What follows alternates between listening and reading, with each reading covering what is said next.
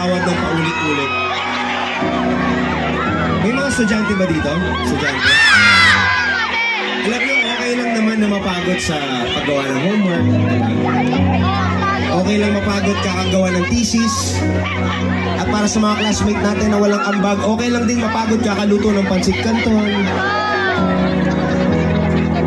Ang masama, yung napapagod ka para sa taong hindi ka naman na-appreciate.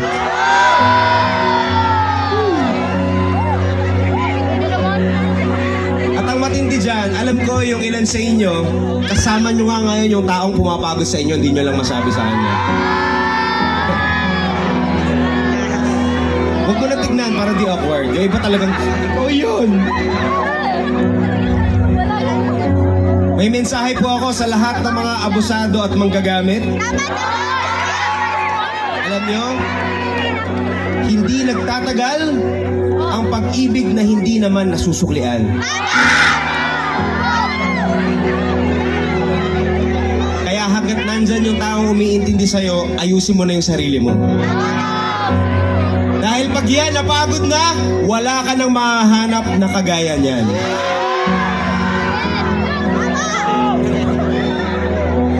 Kaya para sa mga nakaka-relate, para sa inyo po itong kanta namin, sana sabihin nyo kami, this is Napagod Na.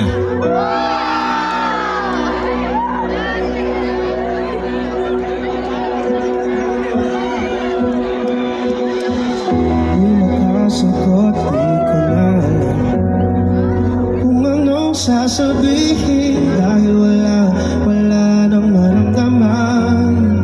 Napagod na ang damdamin ko. Napagod na ang damdamin ko.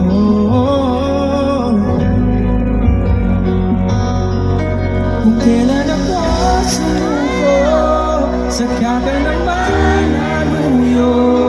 Kung kailan ako napagod, ngayon ka pa maghabol. Kung kailan gusto tapusin, noon pa lang sasabihin, pasensya na,